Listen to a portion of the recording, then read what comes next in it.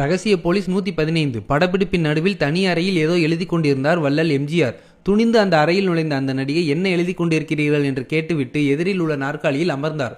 படக்குழுவினருக்கு ஒரே பதற்றம். தலைவர் உடனே, வாமா, உங்கள் சம்பந்தப்பட்ட காட்சிகள் எடுத்து முடியட்டும், நான் வருகிறேன், இப்போ முக்கியமான வேலையில் இருக்கிறேன் என்கிறார். அது என்ன அப்படி முக்கியமான வேலை என்று கேட்க, என் ரசிகர்கள் எனக்கு எழுதிய கடிதங்களுக்கு நான் பதில் எழுதி அனுப்புவேன், இது என் வழக்கம் என்கிறார் எம்ஜிஆர்.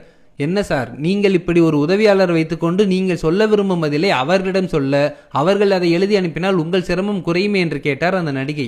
தலைவர் சற்றும் யோசிக்காமல், அவர்கள் நானே பதில் தருவேன் என்று நம்பி அவர்கள் கைப்பட எழுதிய கடிதங்களுக்கு வேறு யாரோ எழுதி அதை அனுப்பினால் அது மரியாதை இல்லை. என் கையெழுத்தில் எழுதி அனுப்பினால் எம்ஜிஆர் என்னை மதித்து அவரே தன் கைப்பட கடிதம் எழுதி அனுப்பியுள்ளார் என்று அவர்கள் அதை மற்றவர்களிடம் காட்டி மகிழ்ச்சி பெறும் இன்பம் சொல்ல முடியாத நிறைவை தரும் இல்லையா என்று பதில் சொன்னார். திகைத்து போனார் அந்த நடிகை. இயக்குனர், அண்ணா ஷாட் ரெடி என்ற குரல் வர, வாங்க போகலாம் என்கிறார் வள்ளல்.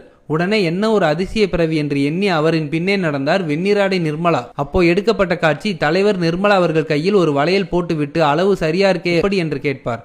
அதற்கு எம்ஜிஆர், நான் யாரையும் எப்பவும் சரியா அளவெடுப்பேன் என்பார் மாமனிதன் எம்ஜிஆர்.